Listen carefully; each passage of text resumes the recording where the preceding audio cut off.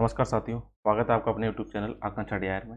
जैसा है आपको पता है, इस खास सेशन में बात कर रहे हैं वर्ल्ड ज्योग्राफी में। और वर्ल्ड ज्योग्राफी का टॉपिक जो हमारा चल रहा है आपका कि नॉर्थ अमेरिका में क्या इंपॉर्टेंट है। तो आज के टॉपिक हम बात करने वाले हैं कि नॉर्थ अमेरिका के अंदर कौन से इंपॉर्टेंट प्लेटू हैं, और साथ ही साथ बात करेंगे हम यहाँ के जो पूर्वी घाट पर स्थित जो यहाँ का है एक माउंटेन माउंट अपलेशियन, उसके बारे में बात करेंगे। तो इससे पहले यदि आप चैनल पर नए हैं, चैनल को लाइक करिए, सब्सक्राइब करिए, शेयर कीजिए। तो आइए शुरू करते हैं आज के क्लास को।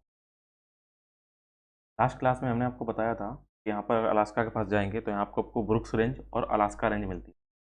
तो एक तरफ आपकी ये ब्रुक्स रेंज, एक तरफ है अलास्का रेंज। तो ब्रुक्स और अलास्का रेंज के बीच में पर्वतीय क्षेत्र को बोलते हैं, यूकॉन पर्वत क्षेत्र बोलते हैं।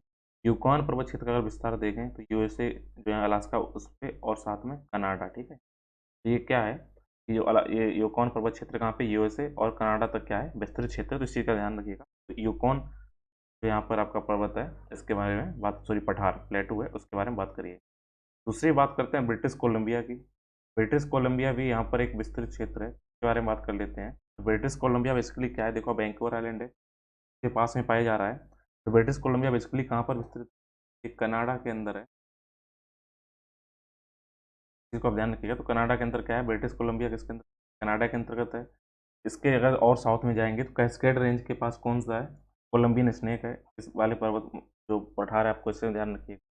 उसके बाद सेरा नेवादा के अगर पूर्व में जाएंगे और रॉकी पर्वत के बीच में जो पर्वत क्षेत्र है, वो क्या है, ग्रेट बेसिन है। इसका आप ध्यान रखिएगा। तो बेसिकली क्या है कि अगर आप देखते हैं तो क्या होता है यहाँ पे, अगर एक तरफ पर्वत है और उसके जस्ट दूसरी साइड पर्वत है, तो बीच में कुछ तो अपलैंड एरिया होगा ना, तो यहाँ पे क्या बन जाता है, प्लेटू बन जाता है। इसी तरीके के प्लेटू हैं। तो यहाँ पे कौन सा है, ब्रिटिश कोलंबिया। अब कोलंबियन स्नेक है जो कैस्केड रेंज के पास है। सेरा नेवादा और रॉकी रेंज के बीच में कौन सा है, ग्रेट बेसिन है। और हम बात करते हैं इसके थोड़े और साउथ में जाते हैं और यहाँ पे देखते हैं तो ग्रेट बेस जो कोलोरेडो प्लेटू है, डेथ वैली के साउथ में जाएंगे तो क्या है, कोलोरेडो प्लेटू है। ये भी इंपॉर्टेंट है, इसको ध्यान रखिएगा। कोलोरेडो प्लेटू क्या है, ये यूएसए के अंदर विस्तृत है। और ऐसा माना जाता है, ये थोड़ा मतभेद है कि अंता पर्वतीय पठार है कि दो पर्वतों के बीच का है, लेकिन इसको ध्यान रखिएगा, कोलोरेडो प्लेटू। और फिर अगर मैक्सिको के देश की तरफ जाएंगे तो मैक्सिको देश में, अगर मैंने आपको दो रेंज कल बताए, वो इंपॉर्टेंट याद रखना। ये पश्चिम में स्थित है सिएरा मॉड्रे ऑक्सीडेंटल, और पूर्व में है सिएरा मॉड्रे ओरिएंटल। इनके बीच में कौन सी जगह पाई गई है, के बीच में पाई जा रही है यहाँ पे आपकी ये मैक्सिकन प्लेटू। ये आपका इंपॉर्टेंट है, इस चीज़ को आप ध्यान रखिएगा। तो इस तरीके से अगर हम मैक्सिकन प्लेटू की बात करते हैं, मैक्सिकन प्लेटू में बेसिकली क्या है कि ये पाया जा रहा है मैक्सिकन देश में, तो मैक्सिको में तो क्लियर हो गया है। दूसरा क्या है, ये सेरा मॉड्रे जो ऑक्सीडेंटल है इसके पश्चिम में, और सेरा मॉड्रे ओरिएंटल है इसके पूर्व में। इनके बीच में, दो पर्वतों के बीच में क्या है, ये यहाँ पे क्या है, ये प्लेटू बना हुआ है। इस चीज़ को ध्यान रखिएगा। तो अगर आप बेसिकली देखें, जो आज हमने पूरी क्लास की है, तो इस क्लास का पूरा आप निचोड़ अभी फिलहाल इतना ही देखें, इसमें क्या हो रहा है। तो इसमें अगर आपने देखा होगा, ये वेस्टर्न साइड का पूरा जो मैंने आपको बताया, पूरा वेस्टर्न साइड का ही इसमें आपने देखा है कि अभी तक ये जितने प्लेटू हैं, जो वेस्टर्न घाट जिसे बने हैं बोलते हैं, ऐसे क्या जो वेस्टर्न सी साइड हैं, यहाँ पर भी जितने भी प्लेटू हैं उनके बारे में बात की गई है। इसलिए इनको क्या किया गया है, इंटर माउंटेन इसका नाम दिया गया है। इंटर माउंटेन प्लेटू है ये। और ये क्या है, वेस्टर्न कॉर्डिलेरा। कॉर्डिलेरा क्या होता है, कॉर्डिलेरा के बारे में मैंने आपको बता दिया था। कॉर्डिलेरा बेसिकली होता क्या है, पर्वतों का समूह जिनका विकास विभिन्न क्रियाओं के द्वारा विभिन्न कालक्रम में होता है। ये क्या है बेसिकली, वेस्टर्न कॉर्डिलेरा के क्या है, ये कॉर्डिला के क्या हैं, ये सारे पठार हैं, उनके बारे में बात की गई थी। इसको आप ध्यान, तो इसमें ये जो इंपॉर्टेंट है इसको मैंने आपको बता दिया, इसको आप देख लीजिएगा कौन कौन से हैं। यूकॉन है, तो मैंने आपको बताया। यूकॉन के बाद में आपको बताया मैंने ब्रिटिश कोलंबिया।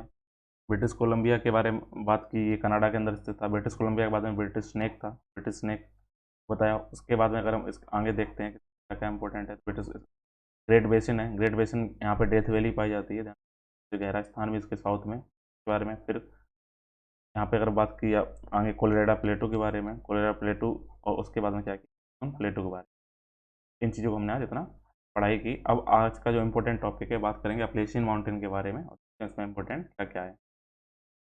अगर हम अपलेशियन प्लेटू की बात करते हैं तो आपको बता दें, ये है क्यूबेक। क्यूबेक है कनाडा का, ठीक है।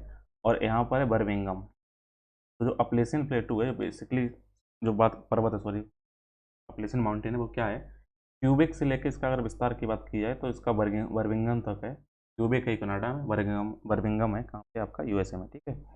तो ये उत्तरी अमेरिका की बात की जाए तो उत्तरी अमेरिका की एक प्राचीन, एक पुराना है, यहाँ पर एंशियंट है, मोड़दार पर्वत है, मुड़ा हुआ है। और अपशिष्ट पर्वत का उदाहरण है, मतलब क्या है, काट-छाँट होती रहती है, ठीक है? तो इसके बारे में बात की जाए, तो अगर हम बात करते हैं अपलेशियन पर्वत पे, तो अपलेशियन पर्वत में देखें तो सबसे लंबी जो पर्वत श्रृंखला इसमें बात की जाए और या सबसे ऊँचा पर्वतीय क्षेत्र बोला जाए तो ब्लू रिज जो है, अपलेशियन पर्वत तो जैसे हमारे हिमालय में अलग-अलग रेंज हैं, ऐसे ही ब्लू रिज क्या है, इस पर्वत का सबसे ऊँचा पर्वतीय क्षेत्र है, अपलेशियन पर्वत का।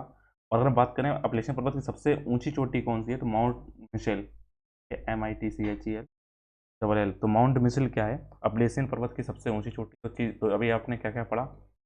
अपलेशियन पर्वत का विस्तार क्यूबेक से लेकर बर्मिंघम तक है। आपसे प्रश्न ये आता है केवल उत्तरी अमेरिका में किस 2 देशों में है, तो ये यूएसए और कनाडा में, केवल यूएसए में नहीं है, पहला ये हो गया। दूसरा क्या है, यहाँ की सबसे लंबी ऊँची जो रेंज है, वो सबसे ऊँची रेंज कौन-सी? ब्लू रिज है।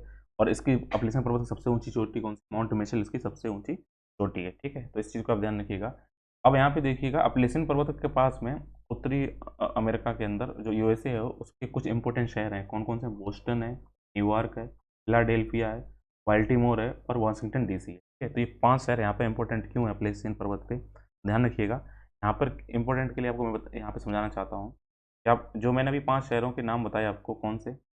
बोस्टन, बोस्टन के बाद में अगर हमने इसमें बात की है फिलाडेल्फिया, न्यूयॉर्क और बाल्टीमोर, वाशिंगटन डीसी, तो इसमें क्या है, यहाँ पे जो भी नहरें या रिवर जो पीछे अब लेक्स हैं, इसके बारे में अगली क्लास में पढ़ेंगे, इनसे जब क्या होता है, जब वहाँ से नदियाँ बह के आ रही हैं वहाँ की साइड से और नदियों का पानी है, जब इनके शहरों से जब नीचे आता है नॉर्थ, उत्तरी अटलांटिक महासागर उसमें जब गिरता है, तो यहाँ पे क्या होता है कि पानी ऊपर से फ्लो करके जब नीचे आता है, तो यहाँ पे क्या करता है, एक रेखा जैसे एक क्या करिए आप, जैसे ये लाइन है जो और इस लाइन के अंदर क्या है, नीचे की तरफ गिरती हैं।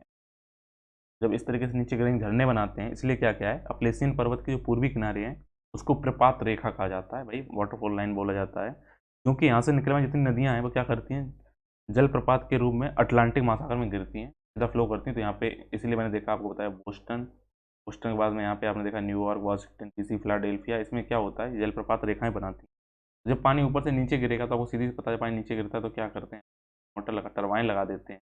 टरबाइन लगाने के बाद में क्या करते हैं, वहाँ पर क्या करते हैं, तो जो अपनी हाइड्रोलिक एनर्जी है उसको क्या करते हैं, इलेक्ट्रिसिटी जनरेट करने में उसको हेल्प कर आती है। तो यहाँ पे क्या है, वाटरफॉल बनाती है ये जलप्रपात रेखाएँ। वाटरफॉल की वजह से क्या होता है, जल विद्युत उत्पादन करने में क्या होता है, ये सर्वाधिक महत्वपूर्ण योगदान है। यहाँ पर क्या है, जो एनर्जी है वो किससे जनरेट की जाती है, तो जल जो हाइड्रोलिक एनर्जी है वो किसी वाटरफॉल के एनर्जी का यूज़ करके यहाँ पे बनाई जाती है। तो आपको पता चल गया होगा यहाँ पर कि ग्रोथ का मेन रीज़न क्या भी है, यहाँ पे आपको सस्टेनेबल एनर्जी भी मिल जाती है, ठीक है? तो अब आपने क्या पढ़ लिया यहाँ पर, जो नॉर्थ अमेरिका के अंदर जितने इंपॉर्टेंट क्या थे, जो प्लेटूज़ थे और क्या किया है इंपॉर्टेंट, यहाँ पे जो कौन से पठार हैं उनके बारे में बात कर।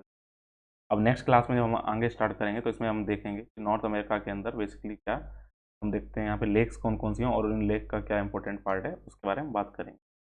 तो उम्मीद करते हैं आपको आज ये सेशन समझ में आया होगा, पसंद आया होगा, तो आप इसको लाइक करिए, सब्सक्राइब करिए, दोस्तों के साथ शेयर कीजिए।